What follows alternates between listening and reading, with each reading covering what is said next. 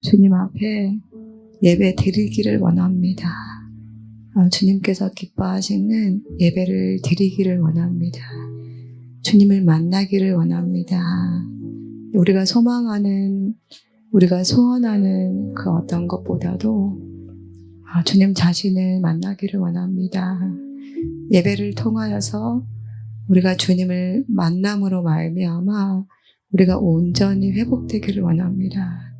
우리의 영과 혼과 육이 주님을 만남으로 말미암아 너무나도 안전해지기를 원합니다.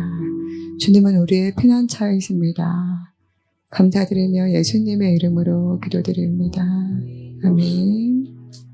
우리 요즘에 젊은 친구들은 똑바로 보고 싶다는 게, 똑바로 걷고 싶다는 게 어떤 의미인지 생각보다 잘 모르는 것 같아요. 제가 최근에 우리 청년들을 이제 본격적으로 얘네들이 이제 진짜 자아가 죽을 때가 됐다. 죽는 것이 뭔지 이제 훈련할 때가 됐다. 이렇게 생각하면서 뭔가 이렇게 권면하기 시작한 일들이 있거든요.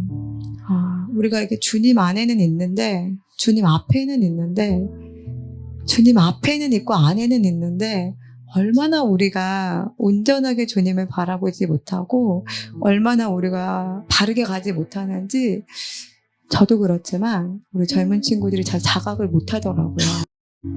사실 이게 굉장히 오래된 복음성가잖아요. 근데 제가 21살 때 주님을 만났을 때 제 마음이 가장 비참할 때 주님을 만났거든요. 근데 그때 제가 이 찬양을 처음 알면서 이거는 나의 고백인 것 같다. 어떻게 내가 뭔데 나를 통해서 나를 어디다 쓰시려고, 난 지금 가장 비참한 상황인데 하나님 나를 이렇게 비참하게 만들어 놓으셨지? 그러니까 이런 상태의 나를 어디다 쓰려고 하나님은 나를 이렇게 만드셨지? 그러니까 원망이 아니라 정말 이렇게 궁금했어요. 이렇게 비참한 이런 상태의 나를 부르신 이유가 뭐지? 만나신 이유가 뭐지? 만드신 이유가 뭐지? 이게 궁금해서 하는 질문이 아니고 그분이 저를 만나주신 거에 대한 그 감사가 너무 커서 했던 질문이었어요. 이렇게 쓸모없고 비참하고 아무것도 내세울 것 없고 아무것도 하나님께 할 수 있는 게 아무것도 없는 난데 왜 나를 이렇게 부르셨지? 왜 이렇게 나를 만나주셨지? 하면서 이 생각했던 것 같아요. 그러니까 정말 의문점이 아니라 그분의 그 사랑에 대한 저의 어떤 고백이었던 것 같아요. 그러면서 정말 드릴 것이 사모하는 마음 외에는 없더라고요. 뭐 돈이 있어야 헌금을 드릴 거 아니에요. 21살 청년이 뭐가 있겠어요. 근데 저는 항상 골골댔거든요. 뭐 건강이 있어야 뭐 힘있게 뭔가 막 봉사도 하고 그럴 거 아니에요. 근데 뭔가 제가 드릴 수 있는 게, 자신있게 드릴 수 있는 게 없는 거예요. 집에 가서 다 뒤져봤는데 아끼는 것도 없어요. 특별히 아끼는 것도 없는 거예요. 주님께 정말 드릴 게 없더라고요. 그래서 정말 나는 하나님 정말 드릴 게 없어서 주님께 마음 외에는 드릴 게 없어요. 제 마음 외에는 정말 드릴 게 없어요. 그렇게 고백한 적이 있었거든요. 나중에 알았어요. 성경을 보면서 하나님께서 원하시는 것은 다른 어떤 것이 아니라 상한 심령이었다는 것을, 우리의 마음이었다는 것을, 우리 중심이었다는 것을 그때 알았어요.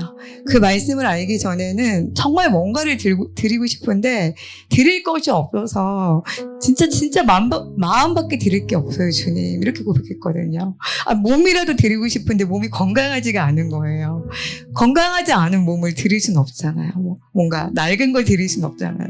근데 하나 딱 진심인 게 있는데 그게 마음이더라고요. 제 마음. 그래서 마음만큼은 하나님한테 다 드리고 싶어요. 그렇게 고백했던 것 같아요. 아쉽지만 과거형이에요. 여러분 이렇게 신앙생활하고 계실까요? 우리? 드릴 게 너무너무 주님께 드리고 싶은 게 있는데, 가장 소중한 걸 드리고 싶은데 건강도 아니에요. 그렇다고 돈도 아니야. 그래서 제가 진짜 드릴 수 있는 건 마음밖에 없어요 라는 고백이 저희 안에 과연 있었는가. 근데 제가 우리 아이들하고 이렇게 지내다 보니까 진짜 아이들이 이걸 모르는구나. 정말 그 마음만이라도 하나님께 드리고 싶은 이것들을 제가 많이 못 가르친 것 같더라고요. 그래서 그래서 우리 아이들이 권면을 받아들이지 못할 때 요즘에 제가 이게 오랫동안 굉장히 많이 잘 씨름해왔고 이렇게 잘 이렇게 시간을 보냈다고 생각을 했는데 그 시간을 내가 건강하게 보내주지 못한 것 같다라는 생각을 했어요. 여러분 참 마음만 드리기 참 어려워요. 하나님 우리한테 마음만 원하시는 건데 그쵸? 마음 하나 드리는 게 너무 어려워요. 미랄이 되고 싶은데 미랄이 되려면 썩어야 되잖아요. 성경에서 그 말하는 미랄. 썩으려면 죽어야 되잖아요. 이 마음을 좀 드리는 게 너무 어려워서 요즘에는 다시 한번 그때 그 마음이 가난했던 그 마음을 하나님이 더 요구하시는 것 같다는 생각이 들었어요. 그래서 제가 이때 초반에 가장 많이 고백했던 거예요. 하나님 저는 마음밖에 드릴 것이 없어요. 뭔가 열심히 할 수 있는 남들보다 뛰어난 재능도 없고 주님께 드릴 것이 정말 없어요. 그리고 나서 나중에 학교 졸업할 때가 되니까 항상 마음만 드리기에 미안하잖아요. 학교 졸업할 때가 되니까 제가 어떤 기도를 했냐면 하나님 저는 11조를 내고 싶어요. 나는 내가 하나님의 이 돈이 필요하신 분은 아니지만 가장 그 다음으로 제가 자신 있게 드릴 수 있는 게 제가 번 돈인 거예요. 그래서 하나님의 이 돈이 필요한 건 아니지만 내 마음이 너무 가득 잠긴 이 돈을 너무너무 드리고 싶었어요. 그래가지고 취업을 위한 기도가 아니라 그러니까 제가 어떤 직장을 얻기 위한 기도가 아니라 11조를 내기 위한 취업을 위한 기도를 했던 것 같아요. 하나님 제가 직장을 갖는 이유는 주님께 돈을 드리고 싶다. 내가 벌어서 그 돈을 하나님께 드리고 싶다. 그래서 내가 직업이 필요하다. 내가 헌금을 해야겠으니 하나님 저한테 직업을 달라. 그렇게 기도했었거든요. 그래서 제가 아이들한테 사실 이걸 가르쳐요. 나는 그렇게 했었어. 너희들도 혹시 그런 마음이 있다면 그렇게 기도해. 근데 이제 요즘 아이들은 그런 가난한 마음들이 사실은 없잖아요. 하나의 기도의 방법이 되는 거잖아요. 이것도 참 안타깝더라고요. 네. 그래서 여러분 지금 주님께 무엇을 가장 드리고 싶으세요? 오늘 예배 가운데 다른 거 말고 여러분의 마음을 잘 드리셨으면 좋겠어요. 그리고 우리가 정말 안전하게 주님 안에 있는 것 같지만 하나님 앞에 삐뚤어진 우리의 어떤 그런 것들 잘 보고 있는 것 같았으나 사실은 약간 빗나간 것들 잘 걷고 있는 것 같았으나 약간 빗나간 그 모든 걸음들, 모든 시선들이 하나님 앞에 교정되는 시간들이 되었으면 좋겠어요. 우리 조금 맥락이 조금 안 맞는 것 같으나 내가 기쁘게 좁은 길을 걸으며 밤낮 기뻐하는 것 주의 영이 함께함이라. 우리 오늘 말씀을 보겠습니다. 여러분 마태복음 볼게요. 우리 오늘은 한 절만 볼 텐데 대신에 많이 찾아볼게요.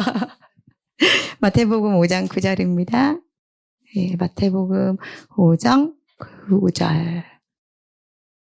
우리 찾으셨죠? 네. 시작.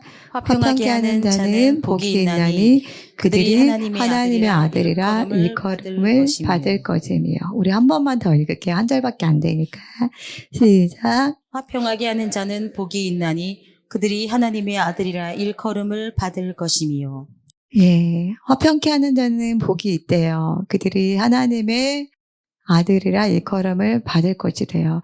여러분 화평케 하는 자가 어떤 사람으로 혹시 알고 계시는지 모르겠어요. 그러니까 가는 곳마다 평화를 이룬 사람, 내가 있는 곳은 항상 뭐 이렇게 평화가 놓은 곳, 뭐 예를 들면 이제 화평케 하는 자가 이제 원어가 두 가지 언어로 이렇게 합성이 된 언어예요.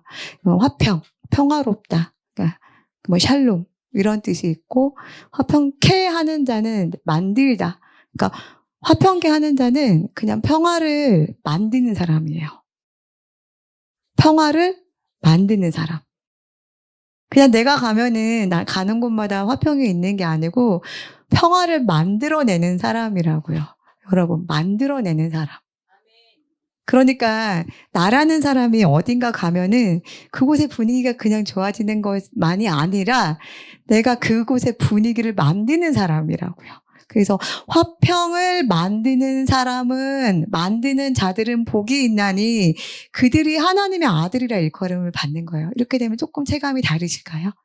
예, 저는 이게 새롭게 딱 다가왔는데 여러분께서는 그니까 내 화평케 하는 자, 그 평화를 이루는 자, 그니까 이 표정이셔가지고 제가 당황했잖아요. 여러분 그러면 화평을 어떻게 만드는지 알아야 될 거 아니에요. 우리가 화평을 만들어야 되는데 이건 능동적인 거거든요. 수동적인 게 아니라 화평을 만드는 사람은 능동형이에요. 그러면 우리는 어떤 식으로 화평을 만들어 가냐고요? 그걸 우리가 이제 알아야 되잖아요. 만들어야지 하나님의 아들이 되는 거 아니에요. 아들이라 일컬음을 받는 거 아니에요. 우리 고린도전서 14장 33절을 보니까요. 고린도전서 14장 33절 찾으셨나요? 네. 하나님은 어떤 하나님이래요? 자, 무질서의 하나님이 아니세요? 화평의 하나님이래요. 자, 그러면은 하나님은 화평을 만드시는 분이죠. 킹제임스 버전에는 어떻게 나와 있냐면요. 하나님은 혼란의 창시자가 아니요 화평의 창시자라고 돼 있어요. 그러니까 하나님은 말 그대로 화평을 만드신 분이죠. 능동적으로 화평을 만드신 분이죠. 창조하신 분이죠. 그래서 화평케 하는 자는 화평의 창시자처럼 우리도 그렇게 화평을 만들어 가라는 얘기거든요. 자, 하나님은 혼란의 창시자가 아니요 화평의 창시자래요. 근데 개역 성경은 뭐라고 되어 있죠? 무질서의 하나님이 아니요 화평의 하나님이시라. 여러분 그럼 이 화평과 무엇이 연관이 되어 있죠? 그쵸, 여러분. 질서와 화평이 신기하게도 연결이 되었어요. 하나님은 무질서의 하나님이 아니래요. 그러면 질서를 만드시면 될 거 아니에요. 그렇죠? 근데 무질서의 하나님이 아니고 화평의 하나님이라고 얘기하거든요. 우리가 얘기하는 그 평온, 평화. 하나님은 무질서 혼란의 창시자가 아니에요. 그다음에 화평의 창시자라고 되어 있어요. 이 얘기는 다시 말하면 질서가 무너지면 화평은 없다라는 얘기죠. 질서가 무너지면 화평은 이룰 수 없다는 얘기죠. 자, 질서가 무너지면 우리가 능동적으로 화평을 만들어낼 수가 없다는 얘기죠. 자, 조금 더 깊게 가면은 우리 안에 질서가 무너지면 우리가 아무리 하나님을 잘 믿는다고 하고 예배를 드리고 그렇게 주님 앞에 모든 시간을 다 드려도 우리는 화평을 이루는 사람이 될 수 없다는 얘기예요. 근데 우리가 보통 질서라고 얘기하면은 어떤 권위에 순복하는 것이라고 우리가 알고 있잖아요. 그렇죠? 권위에 순복해야지만 되고 그 권위에 순복하는 것이 굉장히 우리에게는 딱딱하게 다가오잖아요. 뭔가 순종이라는 단어가 부드럽고 뭔가 능동적인 단어보다는 원래는 즐겨 순종이라는 능동적인 단어인데 우리가 받아들이기에는 뭔가 다른 말은 하면 안 될 것 같고 이의제기를 하면 안 될 것 같고 무조건 해야 될 것만 같은 그런 어떤 잘못된 인식을 가지고 있잖아요. 근데 성경은 뭐라 그러냐면요. 이 딱딱한 질서가 화평을 이룬다고 얘기해요. 여러분 하나님께서 땅이 혼돈할 때 세상을 만드셨잖아요. 땅이 혼란스러울 때 세상을 만드셨어요. 혼란스럽다는 건 질서가 없다는 얘기죠. 질서가 없을 때 질서 있게 만드셨잖아요. 이 세상의 모든 만물을. 마지막에 아담과 하와까지. 이 순서는, 이 질서는 조화를 이루었잖아요. 그래서 하나님은 이 땅을 창조할 때부터 화평과 질서가 함께 있었던 거예요. 그래서 우리에게 요구하는 것이 너희들이 화평을 만들어서 능동적으로 만들어내면 내 안에서 만들어내면 너희들은 우리가 얘기하는 듣는 그 양자의 영 하나님의 아들이라 일컬음을 받을 거야 이렇게 얘기해요. 그럼 우리가 화평을 이루려면 이제 어떻게 해야 되는가 이거 너무 중요하잖아요. 질서 안에 있는 것 화평을 이루는 것. 제가 예전에 목사님께 사역하면서 목사님께서 그냥 이렇게 지나가듯이 한 번씩 얘기해 주시는 것이 있었는데 그 위로는 권위에 순종하는 것이고 아래로는 사랑하는 거야. 이 얘기를 종종 해주셨어요. 그러니까 제 위치가 제 위로도 있고 제 아래로도 있을 거 아니에요? 여러분도 그러시잖아요. 여러분보다 연장자가 있고 여러분보다 아랫사람이 있을 거 아니에요. 항상 목사님께서 위로는 순종하는 것이고 위로는 순복하는 것이고 아래로는 사랑하는 것이야. 이렇게 말씀해 주셨거든요. 근데 이제 이것들을 이제 좀 살아가면서 조금씩 깨닫게 됐었는데 제가 마태복음 5장 9절을 딱 보면서 이거였네. 화평을 만드는 자는 위로는 순복하고 아래로는 사랑하는 거였네. 위로는 순종하고 아래로는 사랑하는 거. 그럼 이거를 좀 더 이거를 좀 찾고 싶다. 물론 성경에는 여러 군데에서 위로는 순종하고 아래로는 사랑하는 어떤 사람들을 알 수가 있고 또 예수님 자체가 그것들을 완벽하게 이루신 분이에요. 그렇지만 우리가 조금 더 찾아보자면 여러분 사무엘상 25장을 보면은요. 왜 이 질서와 화평이 너무나도 밀접하고 완벽하게 연결이 되어 있냐면요. 사무엘상 25장 에 보면은요. 나발이라는 사람이 나오고요. 그 안에 아비가일이라는 사람이 나와요. 그쵸? 여러분 나발이 어떤 사람이냐면은요. 부자예요. 네, 부자인데 나발이 어떤 실수를 저지르냐면 다윗이 그 나발의 가정과 나발의 모든 것들을 지켜주잖아요. 그래서 다윗이 나발에게 우리를 7절에 내게 양털 깎는 자들이 있다함을 이제 내가 들었도다. 내 목자들이 우리와 함께 있었으나 우리가 그들을 해하지 아니하고 그들이 갈멜에 있는 동안에 그것들을 하나도 잃지 아니하였나니 이제는 8절에 우리에게 무엇을 조금 대접을 해달라 이거예요. 내 종들이 가면 대접을 해달라. 근데 나발이 10절부터 뭐라 그러냐면요. 다윗은 누구며 이새의 아들은 누구냐? 요즘에 각기 주인에게 억지로 떠나는 종이 많도다 하면서 되게 비아냥거려요. 여러분 나발이 어감이 좀 나발이 여러분 나발이 같은 생각하고 웃으신 거예요? 여러분 나발이 다윗의 은혜를 받았잖아요. 심지어 15절 16절 보니까 양을 지키는 동안에 양을 한 마리도 잊지 않았고 밤낮 우리에게 담이 되어 주었어요. 누가요? 다윗의 종들이요. 이 정도로 나발에 지켜줬거든요. 근데 나발이 뭐라 그러냐면은 다윗이 누구며 이새의 아들은 누구냐면서 다윗을 완전히 깎아내려요. 걔가 누군데 다윗이 누군데 내가 왜 대접해야 돼? 내가 왜 대접해야 돼? 여러분 이새의 아들이라고 칭한 것은 그 다윗의 그 왕의 위치를 완전히 하대한 거거든요. 그래서 사울이 다윗을 그렇게 미치도록 미워했을 때 다윗을 또 이새의 아들이라 칭하기도 했어요. 그러니까 나발은 다윗을 경멸적으로 하대한 거예요. 경멸적으로 하대한 거예요. 은혜를 받았는데 은혜조차도 모르는 거죠. 여러분 그래서 사실은 질서가 없는 사람들은 은혜를 바로 알 수가 없어요. 나발처럼. 나발에게는요, 3,000마리의 염소가 있었어요. 한 마리도 죽지 않았거든요. 그런데 자기가 그렇게 보호를 받은 은혜를 받았음에도 불구하고 은혜를 배은망덕하게 반응하는 거죠. 그래서 다윗이 칼을 빼들기로 작정을 해요.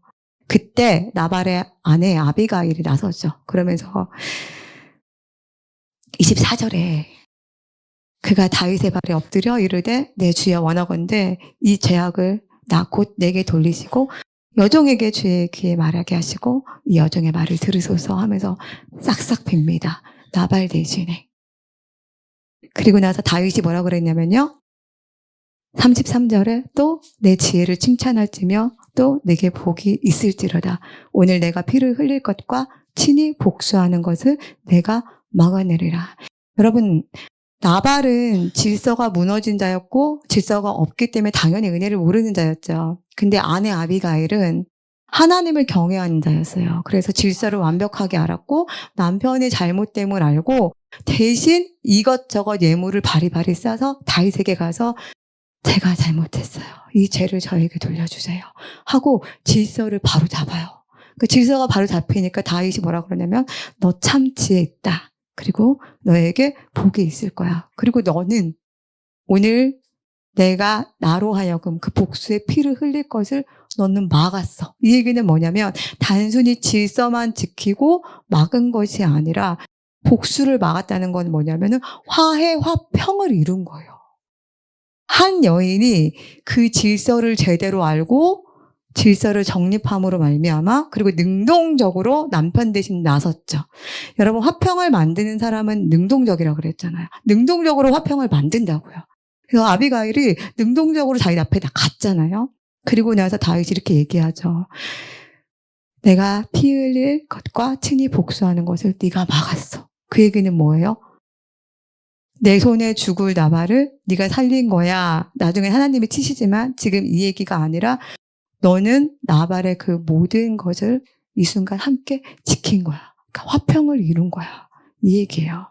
여러분 그래서 우리가 윗질서에 대해서 순복하라는 거는 딱딱하고 어려운 것이 아니라 우리의 모든 것을 조화롭게 하나로 연결되게 만드는 행위예요. 우리가 위에 순복한다는 것은 딱딱하게 그 권위에 눌리는 게 아니라 위에서 아래에 그 연결된 그 고리를 원활하게 만드는 역할을 하는 거예요. 순복이라는 것이.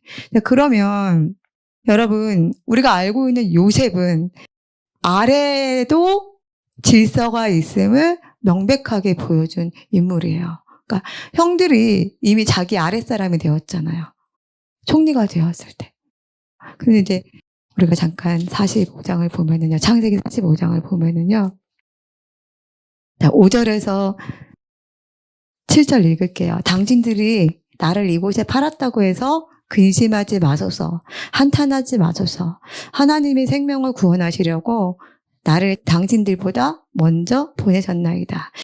이 땅에 2년 동안 흉년이 들었으나 아직 5년은 밭가리도 못하고 추수도 못할지라. 하나님이 큰 구원으로 당신들의 생명을 보존하고 당신들의 후손을 세상에 두시려고 나를 당신들보다 먼저 보내셨나이다. 우리 50장 19절에서 20절 시작.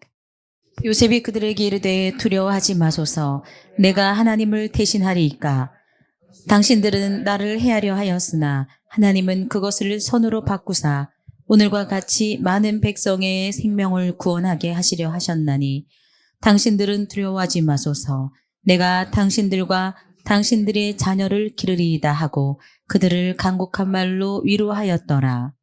네, 여러분 위로는 순종, 아래로는 사랑이라 그랬잖아요. 화평을 만들려면 아비가일은 윗권위의 순종함으로 화평을 이루었잖아요. 자, 요셉은 형제들을 용서함으로 복수하지 않고 용서함으로 화평을 이루었잖아요. 어떤 화평을 이뤘냐면요. 첫 번째는 요셉 자신이 회복이 됐어요.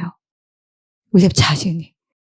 복수로 인해서 괴로운 나날들을 보내는 것이 아니라 자신이 자유케 되고 자신이 화해케 되고 또 하나님의 뜻을 알게 되는 어떤 귀한 일들이 있었죠. 두 번째는요. 아버지 야곱을 회복시켜요. 아버지가 그 요셉을 너무나도 사랑했잖아요. 그런데 그 요셉이 죽었다는 것이 얼마나 그게 한이 됐겠어요. 아버지 평생에. 우리 45장 잠깐 보면은요. 27절, 28절을 볼게요. 시작. 그들이 또 요셉이 자기들에게 부탁한 모든 말로 그에게 말하매 그들의 아버지 야곱은 요셉이 자기를 태우려고 보낸 수레를 보고서야 기운이 소생했대요. 뭐가요? 기운이. 아들 만날 생각에 기운이 막 나요. 그러면서 이스라엘 이대 조카두다. 내 아들 요셉이 지금까지 살아있으니 내가 죽기 전에 가서 그를 보리라 하리라. 얼마나 그 마음이 죽었다고 생각했던 그 아들을 만날 생각에 얼마나 기쁨이 되겠어요. 단순히 기쁨이 되겠냐고요. 그동안 가슴에 묻어놨던 그 아픔들이 다 회복이 되는 순간들이잖아요. 그래서 요셉이 형제들을 용서하고 품으로 해서 자신만 회복된 게 아니고 형제가 회복됐고 아버지가 회복됐고 또 세 번째 형제들이 회복이 되죠. 여러분 만약에 형제들을 요셉이 총리의 신분으로 다 쳤다고 생각해 보세요. 다 쳤다고 생각해 보세요. 그러면은 죄송하지만 12지파에 보존할 수가 없죠. 하나님께서 약속하신 그 12지파가 있을 수가 없죠. 그 요셉은 단순히 개인의 용서로 화해를 이룬 게 아니에요. 요셉의 용서는 엄청난 화평을 이룬 거거든요. 그리고 나서 이스라엘이라는 민족의 화평을 이루죠. 그래서 한 사람의 어떤 그런 질서가 화평을 능동적으로 만들어 하나님의 안에서 하나님의 성품으로 화평을 만들어내는 것이 단순히 개인과 개인의 어떤 화해를 이루는 것이 아니고 때로는 가정, 때로는 사회, 때로는 공동체의 화평을 이루는 거예요. 그래서 화평케 하는, 원래는 복수거든요. 화평케 하는 자 단수가 아니고 화평케 하는 자들은 복이 있나니 하나님의 아들이라 일컬음 받는다라고 얘기하는 거예요. 여러분, 그래서 사실은 우리는요, 내가 이제 예수 믿으니까 어딜 가든지 분쟁이 일어나는 게 아니라 어딜 가든지 화평해야 되는데 나는 아직도 분쟁이 일어나네? 이렇게 하고 아이러니 하실 게 아니라 능동적으로 내 안에 있는 성령과 함께 어떻게 하는 것이 화평을 이루어내는 것인지 그 지혜를 구하셔야 돼요. 윗권위와 있을 때는 저도 이게 아래권이 있기 때문에 저도 참 헷갈리고 잘 미숙하지만 윗권위와 있을 때는 내가 어떻게 하는 것이 화평을 이루어내는 것인지 또 아래권위와 함께 있을 때는 내가 어떻게 사랑으로 품고 용납하며 이 화평을 이루어내는 것인지 끊임없이 하나님께 지혜를 구하고 능동적으로 구하시고 표현하셔야 돼요. 뭔지 알겠죠? 화평을 만들어내는 건 뭐라고요? 능동적인 거예요. 적극적인 거예요. 여기서 지금 말하는 요셉은요, 너무나도 적극적이게 아래의 권위를 품었어요. 여기서 말하는 아비가일은요, 적극적으로 윗권에 순복하려고 나서고 자신의 죄를 자복했어요. 그런 것처럼 여러분, 화평을 만드는 것은 굉장히 적극적이고 능동적이고 그리고 반드시 이루어내기를 소원하는 마음도 가지고 있어야 돼요. 여러분, 아브라함과 롯을 보세요. 롯의 그 종들과 아브라의 종들이 목자들 사이에 싸움이 일어났잖아요. 목초와 땅을 서로 차지하려고. 여러분, 사실은 롯이 어떻게 해야 돼요? 아브라함의 권위에 순복해야 되는 상황인 거죠. 아브라함은 어떻게 해도 되죠? 마땅히 내가 먼저 고르고 순서가 있는 거 법이니까. 그 다음에 롯, 너는 이거 가져고 지정해줘도 되는 거거든요. 근데 아브라함이 뭐라 그러냐면요. 창세기 13장 8절에 아브라함이 롯에게 이르되 우리는 한 친족이잖아. 나나 너나 네 목자나 내 목자나 다투게 하지 말자. 다투게 하지 말자. 그러면서 롯, 너 먼저 골라. 이렇게 얘기하죠. 그리고 롯이 어떻게 해요? 아유, 제가 어떻게 먼저 고릅니까? 호면서 우리는 양심상 함께 척박한 땅을 되게 고르기 마련이잖아요. 근데 롯은 가장 기름지고 아름다운 땅을 골라요. 아브라함은 너무나도 쿨하게 좋아. 너 거기 있어. 내가 다른 곳에 쓸게. 그렇게 하면서 다툼이 멈추고 화평을 이루죠. 그리고 나서 하나님은 아브라함에게 여러분 더 큰 복을 줍니다. 14절에 롯이 아브라함을 떠난 후에 여호와께서 아브라함에게 이르시되 너는 눈을 들어 너 있는 곳에서 북쪽과 남쪽 그리고 동쪽과 서쪽을 바라보라. 보이는 땅을 내가 너와 내 자손에게 주리니 영원히 이르리라. 여러분, 화평을 만드는 자는요, 자신도 회복시키고 다른 사람도 회복시키는 것뿐만 아니라 하나님께서 주시는 복 또한 얻을 수 있어요. 그래서 여러분, 우리가 능동적으로 하나님 앞에 질서 안에 있어야 되는 이유가 뭐냐면 질서를 정확하게 이렇게 아는 자들은요, 지혜롭게 화평을 만들어가요. 자, 아브라함이 방법을 알았을까요? 아비가일이 방법을 알았을까요? 요셉이 방법을 알았을까요? 방법으로 알았다면은 이 시간 동안, 이 상황 동안 이런 관계를 유지하기가 굉장히 어렵죠. 분명히 하나님 안에, 하나님의 통치라는 질서 안에 있었기 때문에 아브라함도 아비가일도 그 다음에 요셉도 어떻게 화평을 이루어내는지 때마다 시마다 지혜를 얻을 수 있었던 거예요. 그래서 여러분, 주님의 통치 아래 정확하게 계시면 여러분의 모든 상황 가운데 때에 맞는 지혜를 주세요. 그 때에 맞는 모든 지혜는 여러분의 상황 가운데, 가정 가운데 화평을 이루실 겁니다. 지금 당장 우리가 그 지혜가 부족하여서 때로는 우리의 연약함이 완악함이 하나님의 통치를 온전히 받아들이지 못해서 때로는 혈기대로, 감정대로, 생각대로 그렇게 대응하기도 하지만 그래서 화평은커녕 분열과 분쟁과 논쟁을 일으키지만 여러분 다시 한번 질서 안으로 들어오세요. 하나님의 통치라는 질서 안으로 들어오세요. 그러면 지혜의 근본이신 그분께서 때마다 우리에게 어떻게 화평을 만들어 가야 할 것인지 주님께서 우리에게 가르쳐 주실 거예요. 여러분 그래서 우리는 화평을 만드는 자가 될 수 있어요. 화평케 하는 자가 곧 저희가 될 수 있어요. 이것들을 사모하셨으면 좋겠어요. 우리 로마서 5장 8장을 볼게요. 로마서 5장 8절 시작. 자, 위로는 순종, 아래로는 사랑을 가장 완벽하게 보여주신 분이 사실은 예수님이시죠. 우리가 아직 죄인 되었을 때 그리스도께서 우리를 위하여 죽으심으로 하나님께서 우리에 대한 자기 사랑을 확증했대요. 로마서 8장 2절. 로마서 8장 2절. 이는 그리스도 예수 안에 있는 생명의 성령의 법이 뭐냐면요. 할 수 있는 능력이에요. 이것도 능동적인 일이에요. 생명의 성령의 법이 죄와 사망의 법에서 너를 해방했다고 했죠. 생명의 성령의 법이 뭐냐면요. 할 수 있는 능력이에요. 그럼 무엇을 할 수 있는 능력이냐면 용서할 수 있는 능력이에요. 화평을 만들어낼 수 있는 능력이에요. 화해하게 할 수 있는 능력이에요. 품을 수 있는 능력이에요. 순종하게 할 수 있는 능력이에요. 그래서 생명의 성령의 법은 살리는 힘을 가지고 있고요. 죄와 사망의 법은 묶는 힘을 가지고 있어요. 묶는 힘. 여러분 그래서 우리 안에 질서가 없다는 거는요. 우리가 어딘가에 강하게 묶여 있다는 얘기예요. 화평을 우리 스스로 만들어갈 수 없고 이룰 수 없다는 것은요. 성도임에도 불구하고 하나님의 자녀임에도 불구하고 화평을 이루어갈 수 없다는 건요. 반대로 죄와 사망의 법에 묶여 있다는 얘기예요. 우리 안에 질서가 없다는 거는 죄와 사명에 묶여 있다는 거예요. 윗권위에 순종하지 못하고 아래권위를 품을 수 없다는 거는요. 죄와 사망의 법에 묶여 있다는 거예요. 다만 우리는 생명의 성령의 법으로 할 수 있는 능력을 부여받아야 되잖아요. 그래서 우리는 이는 그리스도 예수 안에 있는 이라고 했죠. 그래서 우리는 끊임없이 주님 안으로 들어가고 주님 안에 거해야 되는 거예요. 우리가 주님에게 꼭 붙어 있어야 되는 이유가 뭐라고요?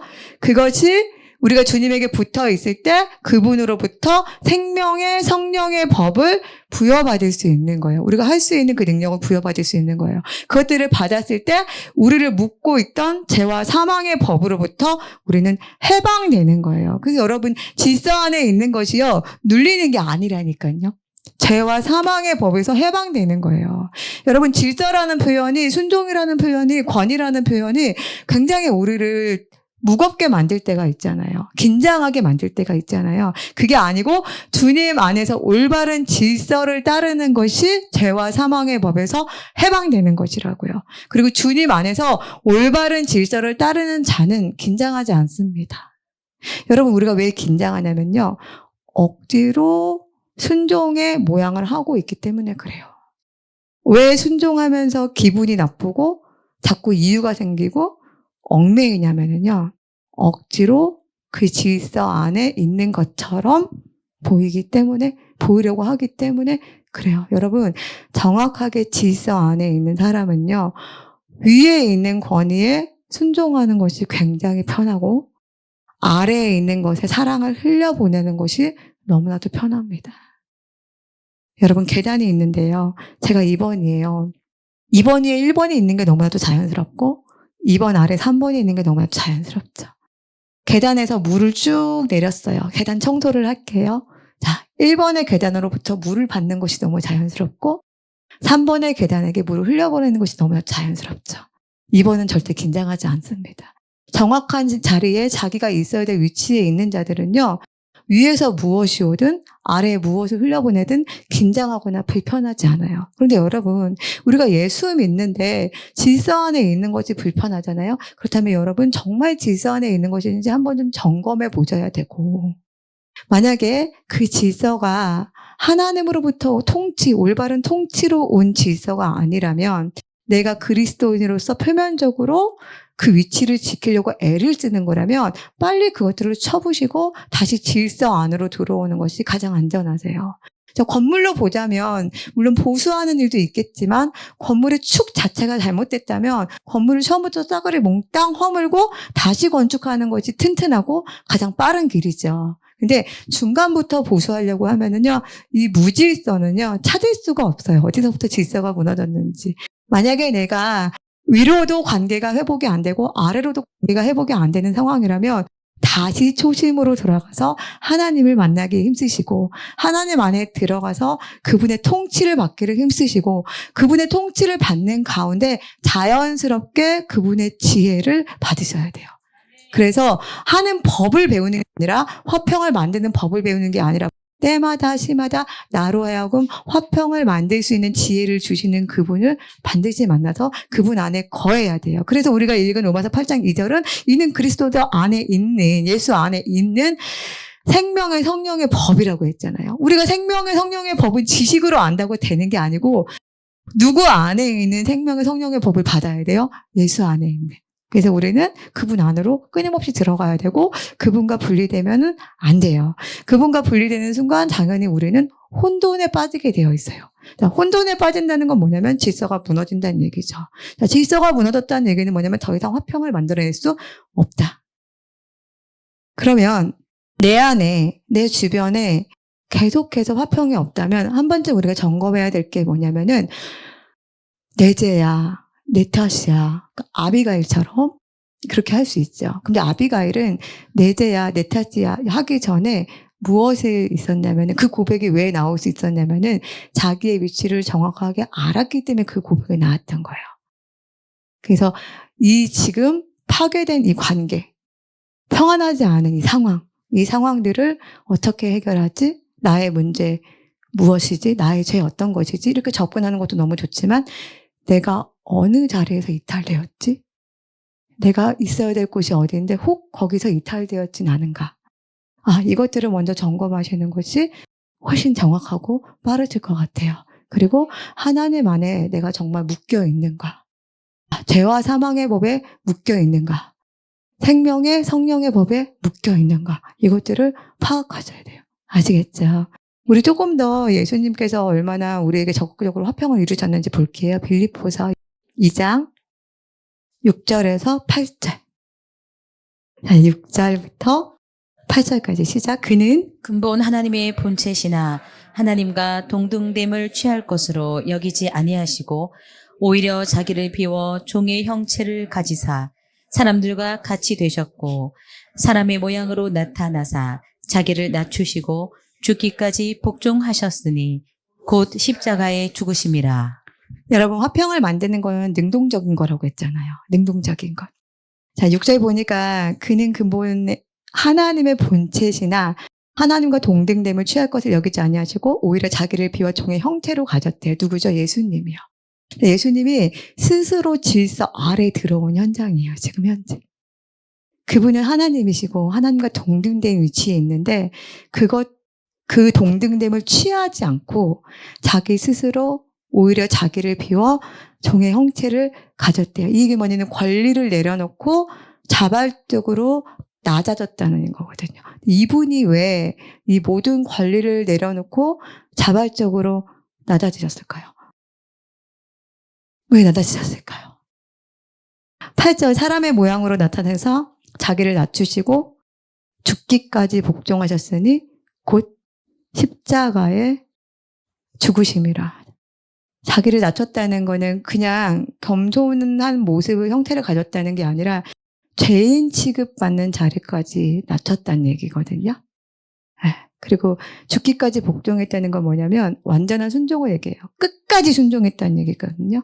예수님은 왜 끝까지 순종하고 왜 자기를 죄인 취급받기까지 스스로 자기를 낮춰서 십자가에 죽으셨냐고요.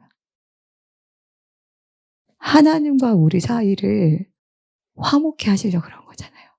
여러분 십자가 그 사건은 우리 죄를 대속하는 것뿐만이 아니라 대속에서 멈춘 것이 아니라 하나님과 우리 사이에 화해를 이루기 위해서 그런 거죠. 막힌 담을 허물려고 하신 거였잖아요. 그분이 스스로 죽으심으로. 그래서 예수님께서 스스로 자신을 질서 안으로 자기를 복종시킨 거예요. 질서 안으로 들어오셔서 십자가 사건으로 말미암아 단순히 대속이 아니고 뭐라고요? 하나님과 우리 사이를 화평을 이루려고요. 여러분, 이 사건은 인류의 가장 완벽한 화평을 만든 사건이에요. 화평을 이룬 사건이에요. 여러분, 우리가 화평케 한다는 거, 화평을 만들어내는 건 바로 이거예요. 우리가 스스로 질서 아래로 들어가서, 질서 안으로 들어가서 막힌 것들, 원수된 모든 것들을 연결고리가 되는 것, 하나 되게 만드는 것, 그런 자로 쓰임받는 것, 혹은 나도 그런 자가 되는 것. 이게 화평케 하는 자거든요. 아무나 하나님의 아들이라 일컬음을 받을 수가 없죠. 주님께서 스스로 그것들을 능동적으로 선택했다는 것을 우리는 그냥 은혜로만 받는 것이 아니라 우리에게 그분의 삶을 스스로 가르쳐주고 있으신 거잖아요. 너희도 너희 가운데 스스로 능동적으로 그 질서 안으로 들어와서 화평을 이루어라. 화해를 이루어라. 화목을 이루어라. 우리 14절을 보면은요, 빌립보서 2장 14절을 보면요, 그런 이야기를 쭉 하시면서 뭐라고 그러냐면 모든 일을 원망과 시비가 없게 하래요. 그 얘기는 뭐냐면 모든 일을 원망하고 불평하고 하지 말고 오히려 화평케 하는 일에 참여하라는 얘기죠. 우리에게. 골로새서 1장 20절 시작. 그의 십자가의 피로 화평을 이루사 만물 곧 땅에 있는 것들이나 하늘에 있는 것들이 그로 말미암아 자기와 화목하게 되기를 기뻐하심이라. 예, 방금 저희가 나눈 이야기죠. 그의 십자가의 피로 뭐를 해요? 화평을 이루었대요. 죄를 대속한 것뿐만이 아니라 화평을 이루사 만물 곧 땅에 있는 것들이나 하늘에 있는 것들이 그로 말미암아 자기와 화목하게 되기를 기뻐하심이라. 그래서 십자가의 피는요, 대속을 뛰어넘는 은혜인 거예요. 대속을 포함한 은혜인 거예요. 대속에서 끝나는 것이 아니라. 여러분, 에베소서 2장을 볼게요. 에베소서 2장 14절. 그는 우리의 화평이신지라 들로 하나를 만드사 원수된 것 곧 중간에 막힌 담을 자기 육체로 허시고. 예, 그분은 우리의 화평인데요. 원수된 건 중간에 막힌 담을 육체로 허셨잖아요. 그게 십자가잖아요. 그러니까 이거는 단순히 화평을 이룬 게 아니고 질서 안에 정확하게 있었기 때문에 하나님, 위로는 순종, 우리 아래로는 사랑이라는 이 질서를 완벽하게 이루었기 때문에 화평할 수 있는 거라고요. 그분이 화평이라고 이야기할 수 있는 거예요. 15절 법조문으로 네, 16절 또 십자가로 이 둘을 한 몸으로 하나님과 화목하게 하려 하심이라. 원수된 것을 십자가로 소멸하시고. 네, 원수된 것을 십자가로 소명하시고 화평을 이뤘다는 얘기죠. 19절 그러므로 이제부터 너희는 외인도 아니요 나그네도 아니요 오직 성도들과 동일한 시민이요 하나님의 권속이라. 21절 22절 읽을게요. 그의 안에서 건물마다 서로 연결하여 주 안에서 성전이 되어가고 너희도 성령 안에서 하나님이 거하실 처소가 되기 위하여 그리스도 예수 안에서 함께 지어져 가느니라. 여러분, 권속이라는 것은 집안 사람을 얘기하는 거잖아요. 어느 집안에 속한 사람. 그쵸? 그 하나님의 권속이라는 건 우리가 하나님 안에 하나님이라는 그분에게 속한 걸 얘기하는 거잖아요. 그쵸? 근데 하나님께 권속된다는 어떻게 되죠? 서로 연결되어 함께 지어져 가는 거죠. 그쵸? 서로 연결되어 함께 지어져 가는 거.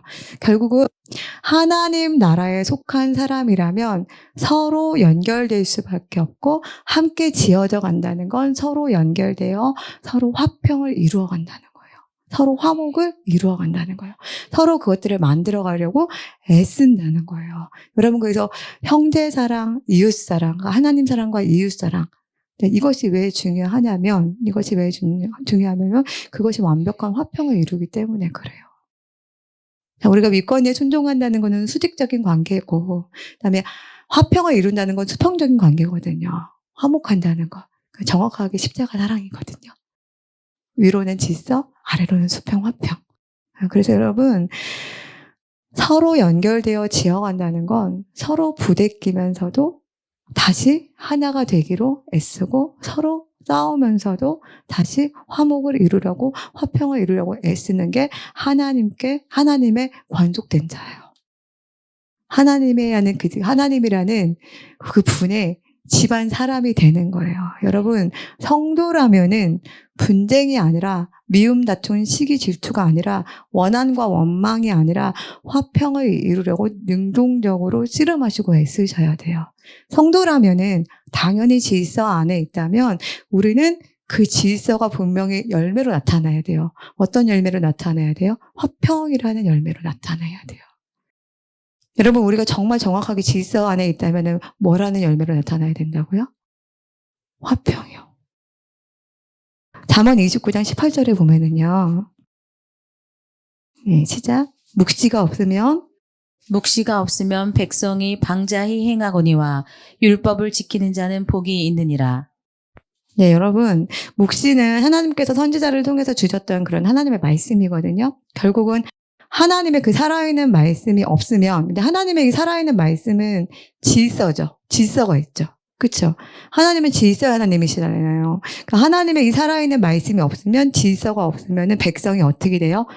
방자히 거행하게 돼요. 여러분, 방자하다는 게 뭐냐면은요, 복수하다, 멸망하다, 무시하다, 흩어지다 이런 말들이 있는데 결정적으로는 제 멋대로 하다라는 뜻이 있어요. 네, 결국은 하나님의 말씀이 우리 안에 없으면, 하나님의 말씀이 살아서 그 질서가 우리 안에 되지 않으면 우리는 제 멋대로 행할 수밖에 없어요. 순종하는 자가 되지 못합니다.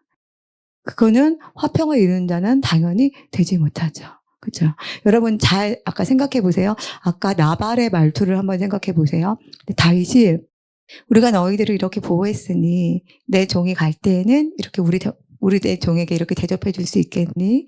라는 말을 전해달라고 했을 때 나발이 뭐라 그랬냐면은 정중하게 거절하는 것도 아니고 질서가 무너졌잖아요. 지금 나발은. 그렇죠? 그 다음에 지금 하나님의 말씀이 나발 안에 없잖아요. 생명의 성령의 법이 없잖아요. 자, 묵시가 없으면 백성은 어떻게 된다고요? 방자하다고요. 방자하게 거행한다고요. 제멋대로 된다고요. 나발이 굉장히 비아냥되고 굉장히 기분 나쁘게 사람을 하대하죠. 누구랑 닮지 않았나요? 여러분, 우리가 누군가에게 기분이 나빠 보세요. 그게 윗사람이건 아랫사람이건 상관없이 우리가 그 사람을 대하는 태도를 보세요.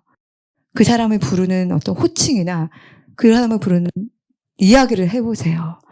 존경하는 남편에게 우리 남편은 이라는 말이 되나요? 기분이 나쁘면? 그 인간이 이렇게 되잖아요. 지금 나발의 태도가 이런 거예요. 완전히 멸시하고 경멸하고 자기 안전 아래로 하대하는 거죠. 그런데 남편은 여자의 머리잖아요. 근데 성경에는 분명히 남편을 존경하라고 되어 있거든요. 근데 우리는 저도 아내지만 존경하는 나의 남편에 대한 호칭이 어떻게 되어 있을까요?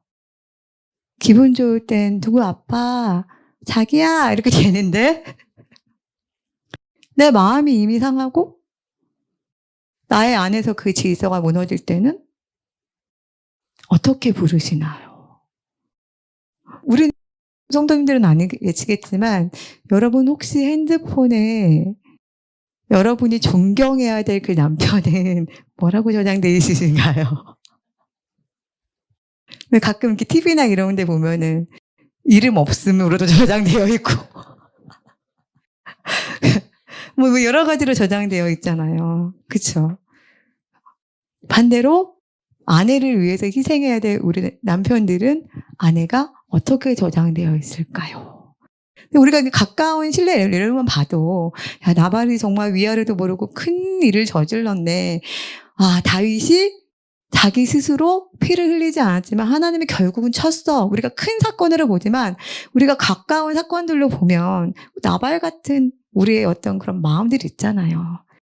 사람을 사람대로 존중하지 못하고 윗권위를 윗권대로 존중하지 못하고 아랫권위를 아랫권위대로 사랑하지 못하는 그런 우리의 모습들 있잖아요. 나발의 말투가 너무나도 현실적이에요. 정말 딱 저희들이 무질서 했을 때 저희들의 모습과 너무나도 닮아 있어요. 이것들을 보시고 여러분이 정말 질서 안에 있는지 한번 확인해 보시고 과연 내가 화평을 파괴하는 자인지 화평을 만들려고 애쓰고 있는 자인지 능동적으로 애쓰고 있는 자인지 여러분 한 번쯤은 확인해 보셨으면 좋겠어요. 우리는 서로 연결돼서 함께 지어져 가야 돼요. 혼자는 절대 못 가거든요. 그렇지 않나요? 근데 우리 너무 공동체가 중요한 게 아니 마지막 때가 되면 뭐 하냐고요. 공동체가 흔들리면 내가 어디로 가야 될지 어떻게 가야 될지 아무것도 분별할 수가 없는데 어떻게 하냐고요. 우리가 정말 한 사람 한 사람 바로 서야 되잖아요. 그러면 내가 그 질서 안에서 벗어났을 때 나와 싸워서 데리고 오든 나를 혼내서 데리고 오든 나를 얼러서 데리고 오든 나를 그렇게 질서 안으로 데리고 올 수 있는 화평케 하는 자가 필요해요. 그 사람이 질서 안에 있어야 화평을 이루게 되는 거잖아요. 그쵸? 내가 그 질서에서 이탈할 때 나한테 쓴소리를 하든 단소리를 하든 나를 끌고 와서 이 공동체 안에서 화평 있게 하는 게 그게 화평케 하는 자예요. 그래서 성경은 화평케 하는 자는 복이 있나니 라고 얘기하지 않고 화평케 하는 자들은 공동체를 얘기하고 있어요. 복이 있나니 이렇게 얘기하고 있거든요. 여러분 어느 청년이 저에게 이런 질문을 했어요. 전도사님, 만약에 칩을 받으면 자기 나중에 일단 받았는데 칩을 뺄 수 있지 않냐.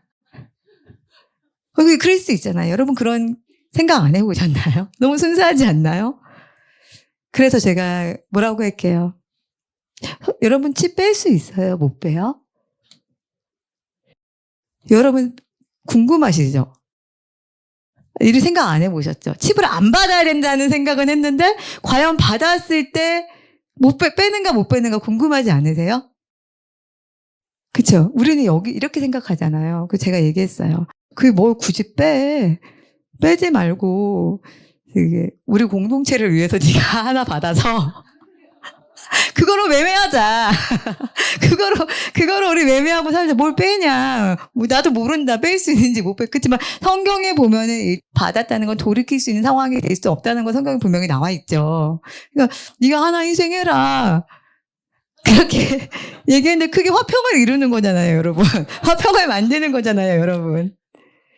그런데 그 친구가 세상의 유혹이나 어떤 하나님의 통치 안에서 벗어나지 않도록 그 친구를 도시락 싸들고 가서 말리는 것이 저는 화평케 하는 자가 되겠지요. 여러분 엇나가는 이웃이 있다면은요 하나님의 지혜로 수단과 방법을 가리지 말고 끌고 오십시오. 그게 화평케 하는 자입니다. 그러나 하나 기억할 것은 윗건이에게는 존중하는 공경하는 태도로 아랫건이에게는 사랑과 품는 마음으로. 예수님 자신이 그랬고요. 그리고 아비가일은 윗건이인 나발을 위한 행동이었죠. 옳은 행동이었죠. 사실은.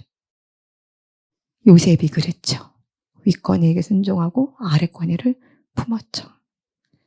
아브라함이 그랬죠. 너무 어른다웠죠. 하나님의 통치를 받으면서 조카 롯을 품었죠. 그렇죠? 그런 것처럼 여러분 싸워도 되고 얼러도 되고 혼내도 되고 여러 가지 해야 되지만 여러분의 마음만은 그 중심만은 윗건이는 존경하고 공경하고 아랫건이는 사랑하는 마음으로 그렇게 형제 자매와 함께 가면 우리는 곧 화평을 만드는 자가 됩니다. 자, 그렇게 하다 보면 여러분 하나의 미랄이 분명히 될 거라고 생각해요. 여러분 혹시 여러분의 가정에 대표로 하나님께서 바로 네가 십자가를 질 자야라고 한다면 여러분 어떤 생각이 딱 드세요? 바로 네가 십자가를 질 자야. 너희 가정에 십자가를 질 자야. 내가 그럴 줄 알았어. 내 평생의 십자가야. 내 남편도 십자가, 내 자식도 십자가, 내 부모도 십자가. 여러분 신세한탄을 하는 게 아니고요. 한편으로는 정말 행복한 게 뭐냐면요. 저희는 질서를 알잖아요. 이 통치의 원리를 알잖아요. 하나님의 통치가 하나님의 권속, 하나님 집안의 사람이 되는 것이 얼마나 큰 화평, 샬롬, 평안, 나 자신이 평안하고 행복한 것인지 우리는 그 비밀을 알잖아요. 그 비밀을 모르는 자에게 시키면 시간도 오래 걸리고 잘못 갈 수 있죠. 그렇죠? 그런데 반면에 그 비밀을 아는 자에게 요구하시면 우리의 자아가 아직은 남아있지만 충분히 그 가치를 알기 때문에 그분을 향해서 우리가 갈 수 있잖아요. 만약에 여러분이 우한이 있는 모든 환경 가운데 유일한 생명을 품고 있는 그분이라면 여러분 감사하셨으면 좋겠어요. 거기서 화평을 만드는 그 자가 바로 여러분이세요. 우리가 예수 안에서 생명의 성령의 법을 가지고 죄와 사망의 법을 끊어버릴 수 있는 그 사명을 부여받은 자가 저희예요. 저는 그걸 믿고 있거든요. 그래서 저의 자신 안에 있는 묶임도 제 주변에 안에 있는 묶임도 분명히 제 안에 있는 예수님께서 그 묶임을 모든 것을 묶임으로부터 해방시킬 것을 저는 경험했고 그것들을 아주 믿고 있거든요. 그리고 계속 믿을 거거든요. 여러분 주님 안에 있다면 모든 묶임은 두려워하지 마세요. 어차피 생명의 성령의 법이 그 사망의 법을 해방시키게 되어 있어요. 예, 여러분 저랑 아주 가까우신 분이 밤마다 그렇게 가위에 눌리세요. 저희 아빠가 많이 눌리세요. 예, 결혼하기 전에는 많이 본 것 같아요. 그냥 어렸을 때는 주님을 몰랐을 때는 그게 얼마나 고통스러운 건지 영적으로도 이게 얼마나 뭔가에 묶여있고 눌린 거 얼마나 심각한 건지 잘 몰랐어요. 예수님을 알고 나서 보니까 아빠가 가위에 누를 때마다 그렇게 마음이 아파요. 뭐가 저렇게 아빠의 인생을 꽉 누르고 묶고 있어서 가장 편안한 시간에 평안을 누리지 못할까? 평안을 누리지 못할까? 왜 우리 아빠 안에는 샬롬이 없을까? 왜 어떻게 밤에 자면서 공포에 떨까? 그런 마음들이 항상 있었거든요. 물론 제가 그 숙제를 아직은 다 풀지 못했어요. 아버지가 전보다 그 가위 눌림이 줄어든 거는 알고는 있는데 굉장히 매일매일 가위 눌리셨거든요. 그리고 뭔가 막 이렇게 소름 끼친 듯한 어떤 그런 느낌들도 많이 받으셨거든요. 그 횟수는 많이 줄었는데 그래도 저는 아직 그 숙제는 다 풀지 못했어요. 하지만 하나 감사한 것은 그 죄와 사망의 법에서 곧 해방될 생명의 성령의 법이 우리 가정 안에 있다. 라는 것을 정확하게 알고 믿고 있고 그렇기 때문에 저는 더 예수 안으로 들어갈 거거든요. 여러분 안 믿는 가족이 있다고 너무 고통받지 마세요. 여러분 안에 생명의 성령의 법이 있잖아요. 아직도 주님을 몰라서 괴로워한다고 너무 속상해하지 마세요. 여러분이 질서 안에 들어가서 완벽한 통치를 받으실 거잖아요. 그렇죠? 다만 우리는 뭐 하면 되냐면요. 자기에서 사랑하는 법을 배우면 될 것 같아요. 사랑하는 법. 윗권위는 존경하고 아랫권위는 품고. 윗권위는 존경하고 사랑하고 아랫권위는 이해하고 가르치고. 이렇게 하는 것들이 저희 안에 있다면 저희는 곧 저희 주변은 화평케 될 겁니다. 평안하게 될 겁니다. 그래서 우리 안에 막혔던 모든 것들이 우리 가정 안에 막혔던 모든 것들이 완전하게 물 흐르듯이 그렇게 될 거예요. 그러니 여러분 뜨겁게 사랑하세요. 쟤는 틀렸어. 쟤는 안 돼. 쟤는 왜 이렇게 안 되는 거야? 저 사람은 내 힘으로는 안 돼. 당연히 내 힘으로는 안 되죠. 하지만 하나님의 말씀이 우리 아까 형제 얘기한 것처럼 실제가 되셨으면 좋겠어요. 나로는 할 수 없는데 예수 안에 있는 생명의 성령의 법이 능히 나로 하여금 할 수 있게 하실 거야. 그렇기 때문에 나는 그분이 나에게 때에 맞는 지혜를 주실 때까지 사랑하는 마음을 주실 때까지 열심히 단련받고 훈련받고 어떻게 하면 화평을 이루는지 그 법을 하나님의 성품을 배우는 사람이 될 거야 하면서 우리는 열심히 화평케 하는 법을 쫓아가는 것이 아니라 열심히 그분 안으로 그분을 쫓아가면 돼요. 그러니 예수님께 아무것도 드릴 것은 없지만 매 순간 마음만은 진실되게 드릴 수 있는 여러분이 되셨으면 좋겠어요. 그냥 생각만 양다리 걸치면서 그러는 것이 아니라 정말 드릴 거 없잖아요, 여러분. 저희가. 그쵸? 저희가 여기 재벌이라 한들 주님보다 많진 않잖아요. 그쵸? 우리가 아무리 육신이 건강하다 한들 저희 육신은 소모품이잖아요. 언젠가는 세워지게 되어 있잖아요. 저희가 정말 하나님 앞에 온전히 드릴 것이 정말 없어요. 근데 너무 죄송하게도 이놈의 마음도 병든 거예요. 그쵸? 근데 너무 감사한 게 뭐냐면 하나님 그냥 상함 심령으로 오라는 거예요. 나를 의지하는 마음만 있으면 된다는 거예요. 네 마음이 병들었어. 네 혼이 병들었어도 나를 정확하게만 의지하면 하나님은 그거를 교정해 주시겠다는 거예요. 그를 회복시키겠다는 거예요. 나부터 화목하게 해주시겠다는 거예요. 나부터 샬롬을 누릴 수 있게 해주시겠다는 거예요. 그러니 내가 샬롬을 누리니 나의 샬롬이 어디로 가겠어요? 가장 가까운 사람한테 갈 것이고 주변에 갈 것이고 공동체로 가겠죠. 그렇죠?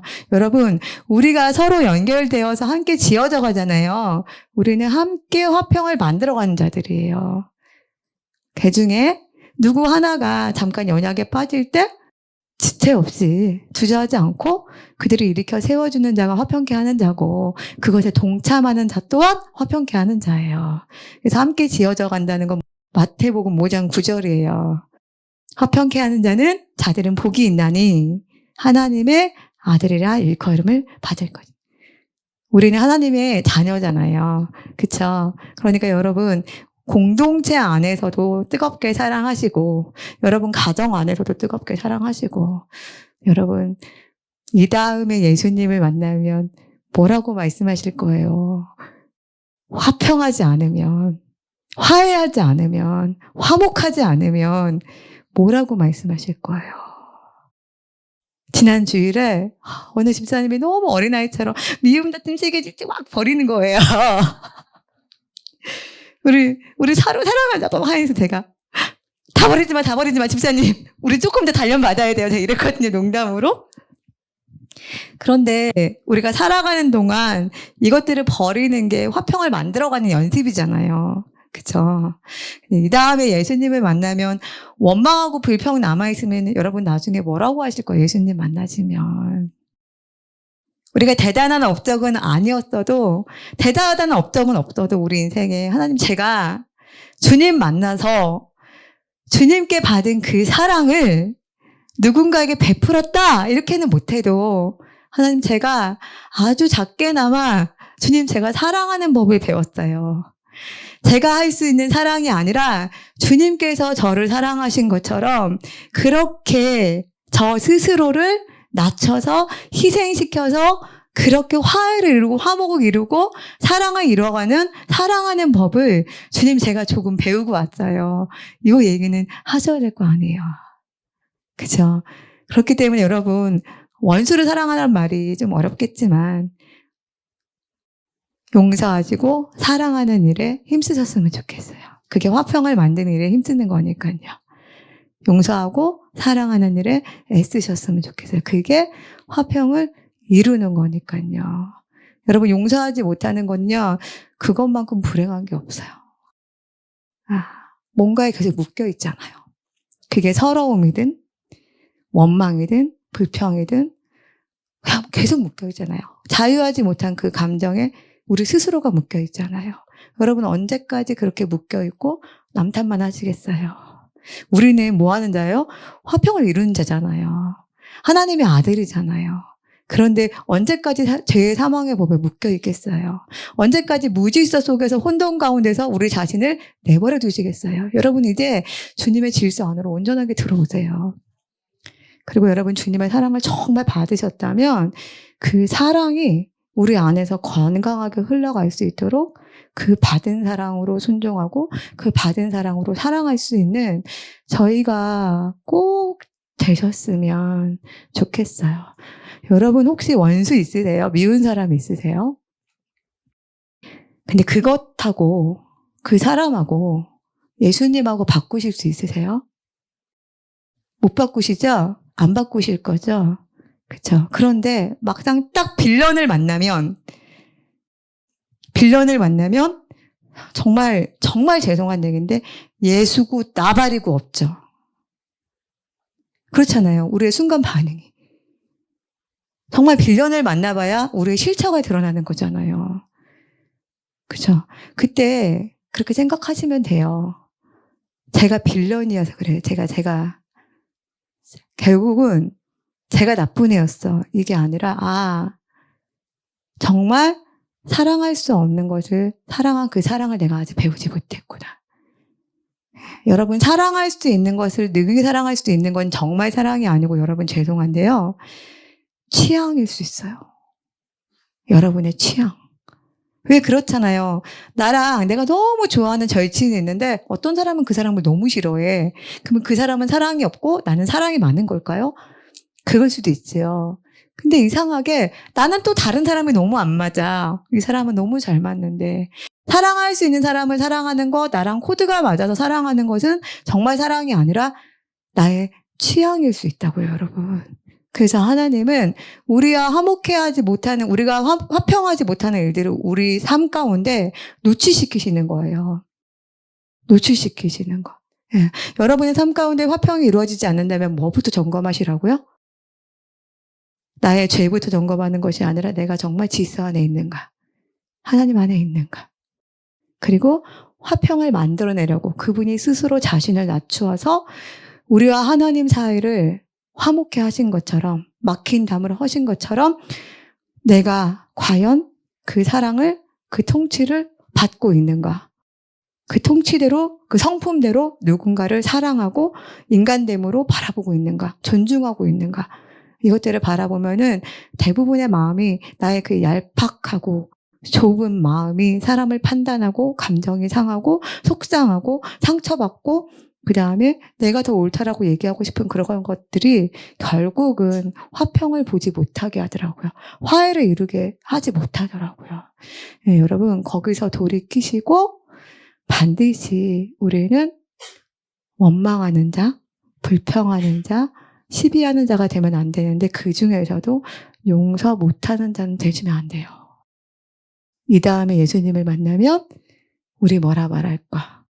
예전에 유명한 외국 목사님의 책에서 있었던 거였던 것 같아요. 주님께서 물으셨는데 하나님께서 딱 하나를 물으셨다는 거죠. 다른 걸 물어보신 게 아니라 주님께서 딱 만났는데 사랑하는 법을 배우고 왔냐고 물으시더래요. 사랑하는 법을 배우고 왔느냐. 저희들이 주님을 만나면 무엇을 얘기할 수가 있겠어요? 하나님 제가 남편 용서하고요. 자식도 용서하고요. 원수도 용서하고요. 하나님이 하라는 대로 다 했어요. 이렇게 고백할 수 있을까요? 혹 용서했다면 저희가 말할 수 있는 건 그거밖에 없을 거예요. 하나님 제가 주님의 사랑을 조금 배우고 왔습니다. 그것밖에 고백할 수가 없을 것 같아요. 우리가 한 업적을 얘기하는 것보다. 네, 여러분 오늘 이 시간에 기도하실 때 여러분 마음 안에 화평을 먼저 이루셨으면 좋겠어요. 용서하지 못하는 것, 사랑하지 못하는 것 정말 죄송한데요. 하나님을 사랑하지 못하고 하나님을 용서하지 못해서 그래요. 오늘 그 질서부터 바로 잡으셨으면 좋겠어요. 네, 수직 질서, 수평의 질서. 여러분이 용납하지 못하고 여러분이 제멋대로 하는 이유는요. 우리 안에 묵시가 없어서 그래요. 우리가 방자히 행하는 이유는요. 우리 안에 묵시가 없어서 그래요. 하나님이 없어서 그래요. 하나님 말씀이 없어서 그래요. 그럼 여러분 그 질서부터 바로 잡으세요. 그래서 주님 오늘 제 안에 화평이 없는 이유는 제 마음에 생명의 성령의 법이 아니라 죄와 사망의 법으로 제가 가득한 이유는 다른 그 어떤 것이 아니라 제가 하나님을 향한 그 질서, 하나님을 향한 그 마음, 사랑하는 마음, 거기서부터 잘못됐습니다.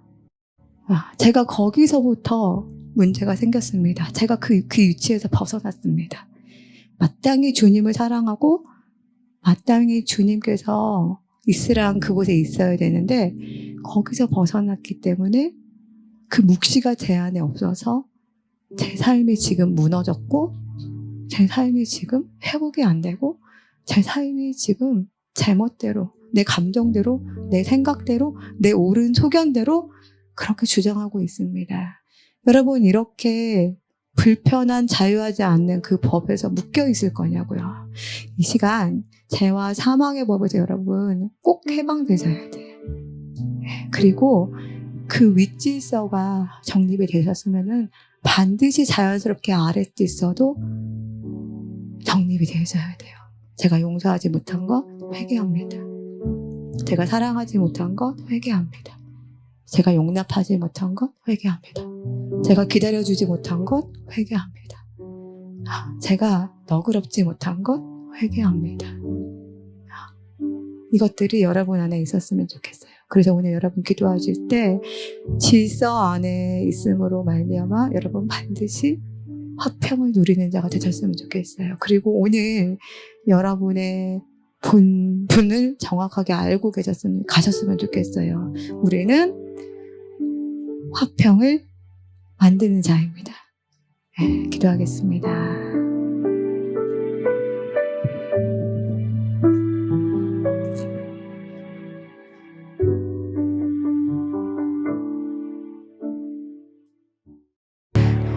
여러분, 물론 우리가 하는 건 아니지만, 여러분, 용서라는 것이요.